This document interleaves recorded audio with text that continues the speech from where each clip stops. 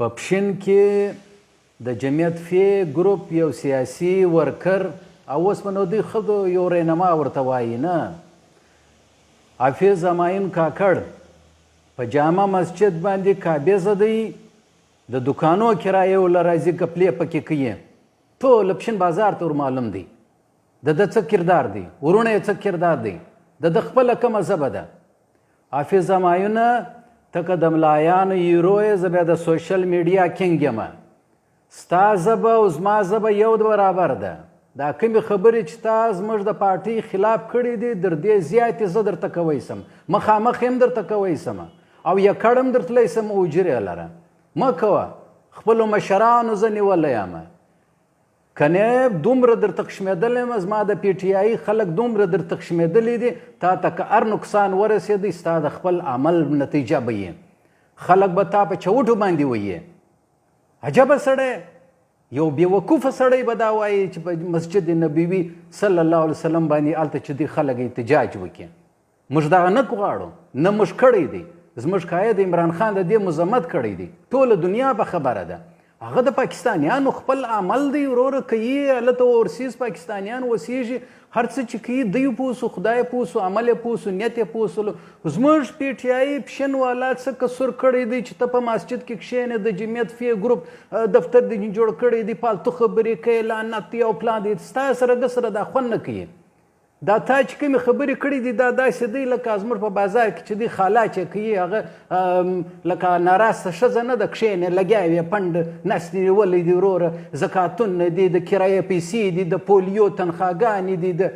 د ټیچرانو تنخواګانې دي د روان دي انجیوز دي کله د یو سره کومک وکړي اوس بیا ماخستن چې دی پریس کانفرنس کې دا ګرد د پی ډي ایم والا ګرد د سره ناست ول تا ډېر ښه کار کړی دی مطلب تا چې کومې شکنځاوې په مسجد کړي دي هغه دې ډېر ښه کار کړی دی عجب یعنی سیاسي اپروچ ګه سره ستاسو شته نه مسجد و محراب چې دی هغه مې د سیاست لپاره استعمال کوي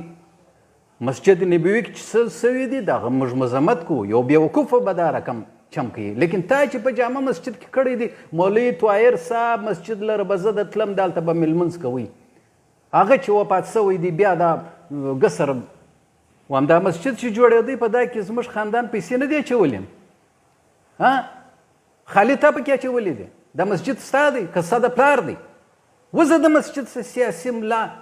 عجبه سړی موږ د پښین ملکان یو ترینان یو او د دې علاقې خلک یو زموږ په علاقه کې دا طرف فتوای متوای مه کوه دا ډرامې د موږ سره مه کوه دا کابل ځاګی کوې حالت یې کوه دا پی ډي ایم ویډیم دا د شان دي موږ نه منو چې دا ګرده دی اوس د همدردي دپاره راغوښتی دی پریس کانفرنس سره کوي هغه مې ایمان ضعیفه 2 نمبر تاجران دې راستولي دي ته اوریجنل تاجران د ځان سره کښېنوه عجبه بدبخت قوم دی زه د پښین د پی ټي آی خلکو ته زه دا وایم چې د حافظ همایون خلاف پښین تانې ته درخواست ورکوي د انصاف لایز فورم ته وایم چې عدالت لري بوزي دا سیاسي تنقید یې کړی دی مسجد استعمال کړی دی فرقه وارانه سپیچ یې کړی دی د دې خلاف چې دی هغه اکشن واخلي عجبه خلک په دا ورځ کوم زه خاموش شم نو په کومه ورځ به زه وګایږم ستا خلاف مولوي حافظ همایون زه خبرې نه کوم ستا د دې عمل خلاف یم ته خو پخوا هم سړی ولې ښه سړی ولې لیکن ای چیش دی مخامخ بیان ورکړې که سره لږ شرم لږ حیا په دا باندې اوس ته غیرتمند دی ټینګ سولې او چیش سوې اوس که زه تا ته څو شکنځاوې وکړم نو په دا باندې به زه ټینګ سم خو زما خاندان او زما خلک به ما ملامت کړي چې یاره ولې د حافظ همایون خلاف خو کاکړ دی ماما دی هم دی ولې خبرې پسې کوې نو لہذا خوله ما مه دغه کوه نو معافي واخله د جنګ مخ ته مه بیایې وروره ډرامه ختم کړه وروره بس انسان دی وروره جذبات کې خبرې وسولې تا مو ته تازه تازه په سوشل میډیا باندې اخته شوی موږ خو هغه دی وروره زمانې پکې تېرې کړلې لہذا یو معافي درګذر یو ناسته سره وکړي د پی ټي آی هغه دا ډرامه ختم کړي یاره چې بس ټیک دی جذبات کې وسولو موږ هم مذمت کوو د مسجد نبوي کې چې کوم پاکستانیانو کوم کردار ادا کړی دی ته هم وکړه بس سره دا ای فتوا وي ای کفر وای کیسې وای ډرامې ای تماشې ته دې ګس ضرورت چی شته د یو شهر خلک یو سبا یو پاتا کې سره نه است پرېږده یار ما ته ګس سره شرم راځي چې زه حافظ همایون ته دا خبرې ورښیم مشر سړی ولې به مې دا اوس به کشران چې د لګیا ویډیوګانې بې کیسې به تماشې پرېږده یاره دا یو ګند دی ختم یې که دا ډرامه معافي واخله درګذر واخله پرېږده یاره مخ ته ولاړ سئ اوس چش دی لیکن تا چې کوم عمل کړی دا سیاسي دا د دې موږ سخت مذمت کو او ته که دومره بدمعشه د چاپي زامن ظریفو د صمد خان خلاف منشیات خلاف ته یو خبره وکړه او خو ته دومره غټ ملا یې حق وایه نو خبرې وکړه ما خو سل واره دا خبرې کړي دي دا جنګونه او دا بدمعشیان او دا تماشې موږ سر ور کړي دي امردین باندې ټکان وکړو قاضي او سنګ باندې ټکان وکړو هلته چې دوی اوس په د کزیله چې زی دا د